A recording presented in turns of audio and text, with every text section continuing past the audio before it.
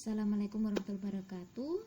Ya, hari ini saya melakukan wawancara bersama salah satu guru TK RAM NU 140 Paringan 2 Jenangan Ponorogo bersama dengan narasumber yang kedua yaitu Ibu Siti Romaidah selaku guru kelas kelompok A. Baiklah Ibu, mohon waktunya sebentar untuk saya wawancara mengenai beberapa hal yang saya gunakan untuk penelitian saya. Oleh karena itu, saya akan menanyakan beberapa hal ini kepada Anda. Pertanyaan yang pertama, bagaimana inisiatif Anda dalam meningkatkan peran aktif anak-anak dalam kegiatan pagi sampai pulang, seperti itu? Ya, terima kasih Mbak Rizka. Saya akan menjawab satu persatu pertanyaan dari Anda. Mungkin nanti kalau ada kurang lebihnya atau kekeliruannya mohon dimaklumi ya. Yang pertama, inisiatif guru atau inisiatif saya dalam meningkatkan peran aktif anak dalam kegiatan pagi sampai pulang. Kegiatan inisiatif saya mungkin anak condong lebih didekati ya Mbak ya. Mereka, saya kan khususnya kelas A, condongnya kalau inisiatif saya untuk meningkatkan peran aktif anak-anak itu didekati satu-satu kalau bisa, atau kalau bermain condongnya mereka banyak, menggerombol 4 atau 5 atau 2 anak itu bisa didekati sambil bermain. Mereka bisa diajak ngobrol, mereka bisa diajak bicara, bertanya jawab, diajari bernyanyi, bertepuk tangan. Kemungkinan banyak hal-hal seperti itu yang meningkatkan mereka itu sangat berperan aktif, atau mereka memberi efek bagus lah untuk kegiatan mereka dalam bermain, atau nanti kalau mereka sudah memasuki jenjang waktunya belajar tema KBM itu sangat meningkatkan peran mereka. Mereka sangat senang, antusias, dan semangat. Demikian Mbak. Berarti peran aktif mereka tuh juga berdasarkan pendampingan Anda seperti itu ya? Iya, didampingi pelan-pelan. Jadi karena pendampingan itulah anak-anak mau angkat bicara, mau mulai dekat dengan temannya, seperti itu. Dekat dengan teman, dekat dengan guru, terus mereka saling kenal, mengenal satu sama lain. Karena kelompok A itu kan masih baru dari orang tua langsung dikasihkan ke lembaga kami. Karena apa? Lembaga kami itu rata-rata hampir keseluruhan 90% itu semua langsung dari orang tua, tidak ya, ada yang dari playgroup tapi itu sangat kecil, sangat sedikit, karena di lingkungan kami playgroup juga masih jarang. Iya. Baik, terima kasih untuk pertanyaan saya yang pertama. Kita beranjak pada pertanyaan yang kedua. Yaitu pertanyaan yang kedua adalah bagaimana menggunakan metode bermain dan juga bernyanyi, karena berdasarkan observasi saya itu metode yang digunakan di TK ini adalah metode bermain dan bernyanyi.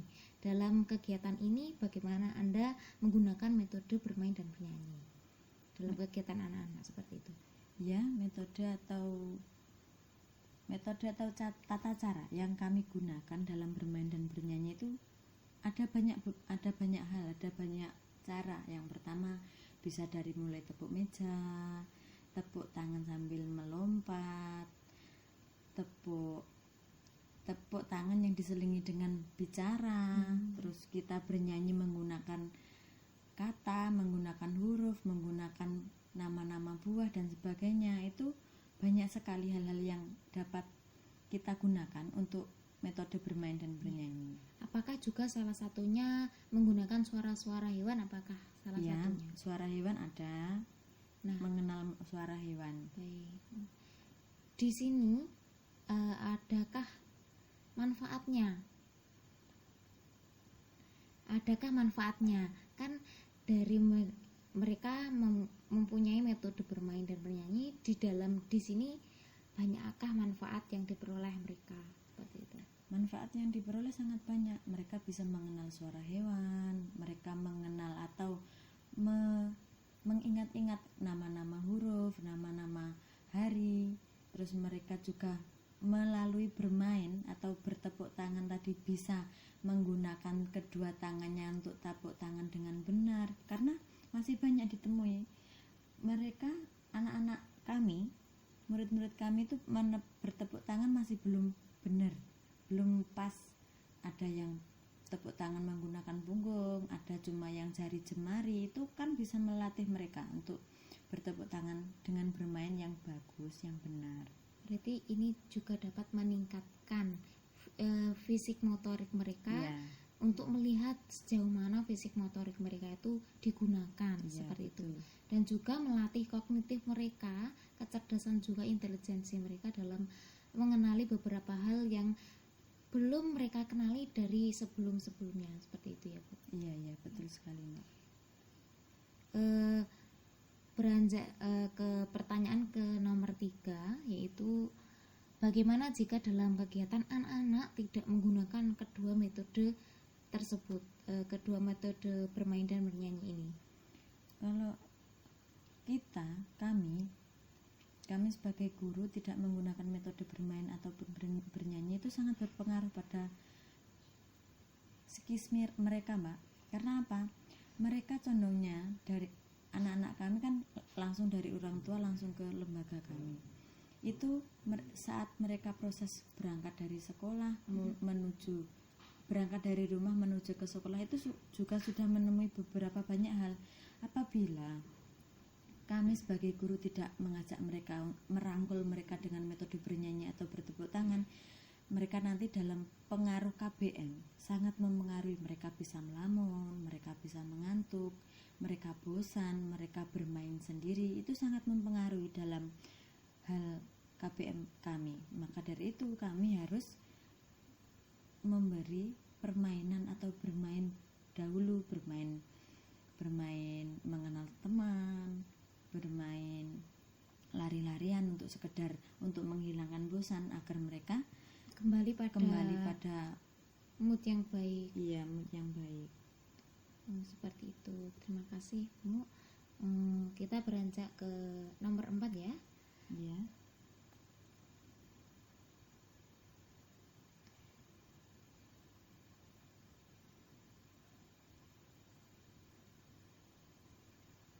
Kemudian setelah memahami apa itu,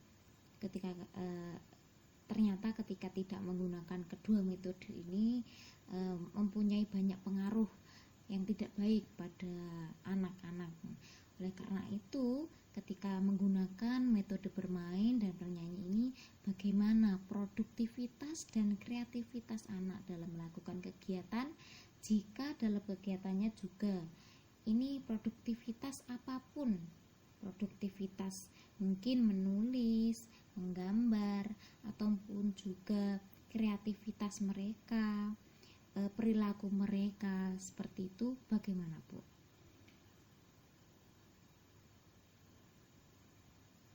Ya, metode bermain dan bernyanyi ini untuk produktivitas dan kreativitas anak sangat dibutuhkan ya Mbak. Karena apa?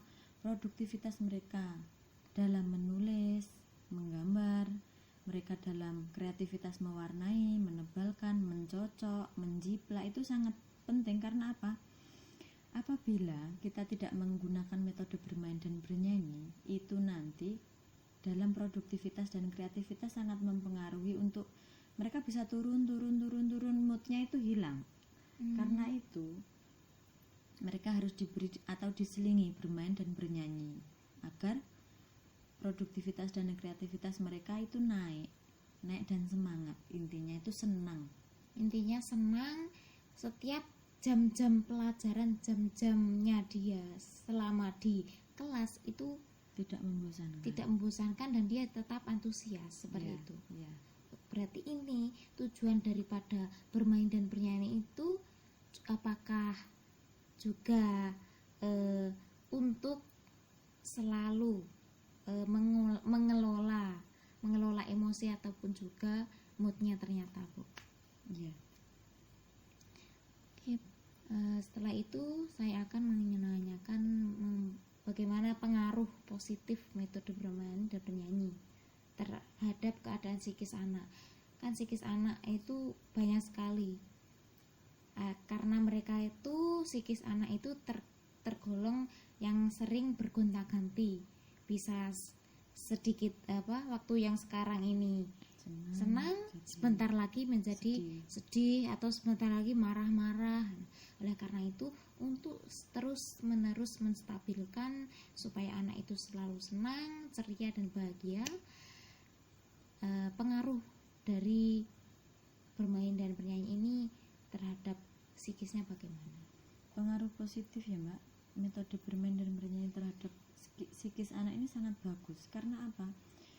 Anak yang berangkat sekolah itu berasal dari rumah. Kadang dari rumah ada yang ibunya sudah marah, ada kemungkinan orang tuanya ada yang bertengkar, atau mungkin di jalan menemui hal-hal baru, melihat layangan, terus melewati truk besar, ataupun ada terjadi kecelakaan dan sebagainya, itu nanti masih dibawa ke sekolah. Mood yang seperti itu atau psikis yang seperti itu masih dibawa sampai sekolah. Mereka nanti berbicara, nanti tadi ada orang kecelakaan berdarah dan sebagainya itu. Nah, dari itu kami menggunakan metode dan bermain itu untuk bukan menghilangkan, tapi sekedar untuk mengelola atau menghilangkan rasa yang ada berangkat dari rumah untuk ke sekolah itu, biar berbaur menjadi sekolah tadi. Jadi dengan adanya metode bermain dan bernyanyi, mereka bisa menghilangkan penat yang ada di rumah. Mereka bisa sekedar rileks untuk menghilangkan hal-hal yang terjadi di jalan dan sebagainya. Wah, ternyata mempunyai pengaruh yang sangat positif sekali menggunakan dua metode tersebut.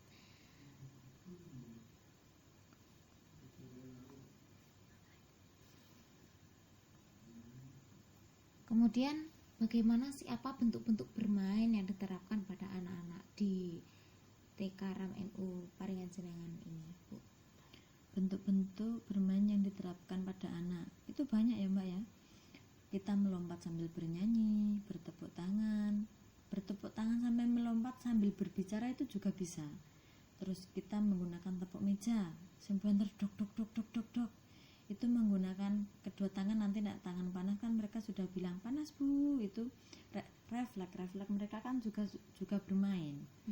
Kemudian kita bisa menggunakan tangan di depan dada, disilang-silang, digulung-gulung, putar tangan, putar badan, terus tepuk tangan, tepuk pundak teman. Itu banyak metode yang kami gunakan, bentuk-bentuk yang diterapkan untuk menggugah semangat mereka untuk belajar ke depannya, agar jam-jam yang akan dilalui ke depan itu tidak bosan. Seperti itu. Kalau dalam hal bernyanyi, apakah banyak yang dikasih mungkin di luar dari, misalkan kalau isi dari pesan nyanyian tersebut itu keluar dari pelajaran, misalkan kalau yang ketika saya kecil itu pelangi, tapi itu sebenarnya di dalam lagu pelangi tersebut kan menyimpan mengenali warna-warna dalam bias-bias pelangi seperti itu. Kalau di sini DTK ini apakah juga tetap menggunakan lagu-lagu yang di luar daripada pelajaran, atau juga hanya menggunakan nyanyian yang di dalamnya berupa sebuah pengajaran ataupun pelajaran? Lagu atau nyanyian di sini juga ada Mbak, ada yang masuk dalam materi pembelajaran, sebagian juga ada yang di luar pembelajaran, atau ya seperti contohnya pelangi-pelangi tadi. Tapi juga banyak di lain itu, kita menyanyi tepuk wudhu, kita menyanyi balonku, itu juga kan di luar pelajaran. Nah, kedepannya kita gandeng-gandeng, kita samakan, kita jadikan satu untuk memasukkan dalam materi yang akan kita lalui. Contohnya nanti kalau kita menyanyi balonku, mengenal warna, kemudian kita nanti waktunya bermain atau kita waktunya mewarnai. Dikenali dulu warna apa yang akan kita coretkan, warna apa yang kita lukiskan, itu sebagai sebagian dari apa yang kita inginkan untuk memenuhi syarat untuk bisa masuk dalam pelajaran. Oh, seperti itu. Ternyata prosesnya tetap saja, walaupun lagu-lagu yang digunakan itu dari luar, tapi tetap saja itu digunakan untuk mengarah pada tetap supaya anak-anak itu mengingat sesuatu hal yang diajarkan. Seperti itu. Baik, terima kasih. Oh iya, satu lagi yang saya akan tanyakan yaitu kapankah waktu yang tepat memberikan metode, ataukah dibagi bagian per bagian, misalkan dari awal ini metode ini dibagi untuk ini, dan yang di tengah waktu pelajaran, atau juga untuk sebelum pulang, seperti itu. Iya, kalau ini waktu yang tepat untuk menggunakan metode bermain dan bernyanyi itu yang paling tepat itu aslinya waktu pembukaan, Mbak. Waktu pembukaan, waktu sebelum masuk ke materi. Karena yang pertama kita lakukan berdoa. Setelah berdoa panjang, kita membaca surat-surat pendek. Setelah itu selesai, kita masuk pada waktunya bermain dan bernyanyi. Kita banyak-banyak menggunakan tepukan tangan, bermain, selingan, bernyanyi untuk meningkatkan rasa senang agar mereka nanti masuk pada waktu pembelajaran tidak bosan. Kemudian waktu pembelajaran kami condong tidak menggunakan atau menggunakan pendekatan kami apa untuk mereka yang waktu KBM itu, karena banyak dari kelas A kita temui itu banyak murid yang masih kesulitan dalam kegiatan KBM. Karena apa? Mereka masih merasa saya belum bisa bu, dan ini itu masih sulit, masih belum benar. Nah, maka dari itu waktu KBM kita condong mendekati satu-satu murid untuk lebih mengetahui sampai mana mereka melakukan kegiatan KBM dengan benar. Setelah KBM selesai, kita menggunakan lagi metode bermain dan bernyanyi agar mereka apa? Setelah belajar sekian menit mereka tidak bosan, tidak saya capek bu, kami mengeluh dan sebagainya, saya tidak bisa bu. Nah, agar mereka merilekskan diri, mereka tidak bosan, mereka nanti pulang membawa hati yang senang, hati gembira, itu yang kami lakukan menggunakan metode bermain dan bernyanyi. Berarti prosesnya yaitu waktu tepatnya adalah di awal dan juga di akhir sebelum pulang, supaya mereka sebelum pulang mereka tetap semangat, tetap antusias, suasana hati mereka tetap senang, seperti itu ya Bu. Terima kasih.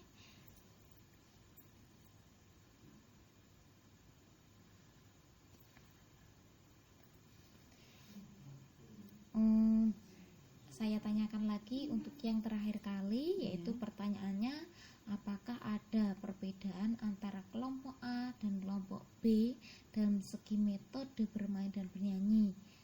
Seperti itu yang saya tanyakan.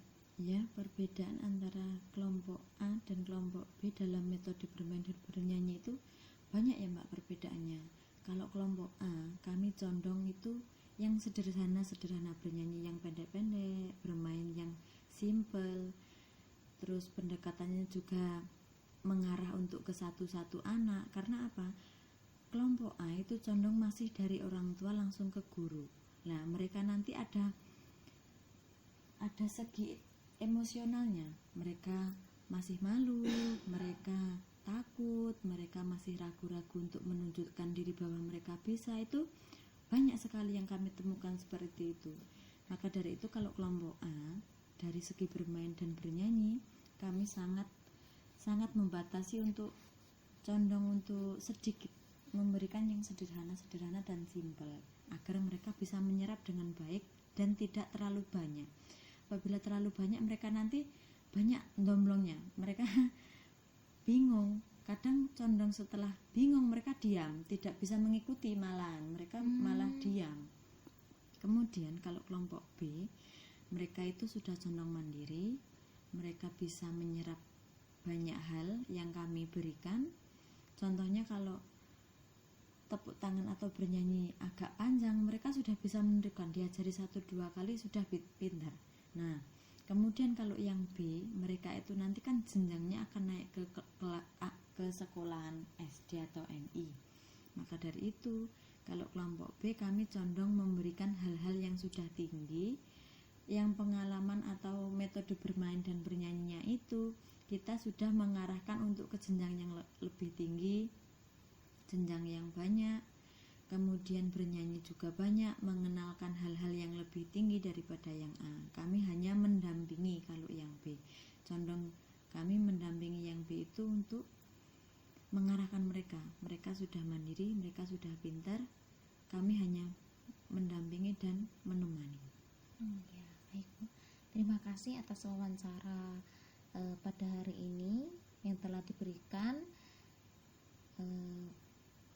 Apabila saya selaku peneliti atau saya sebagai pewawancara mempunyai banyak kesalahan, saya meminta maaf yang sebesar-besarnya. Ya, terima kasih Mbak wawancaranya. Semoga kedepannya bisa memberi hal-hal positif atau hal-hal yang bagus untuk panjenengan. Mugi-mugi apa yang diminta atau yang diinginkan sesuai.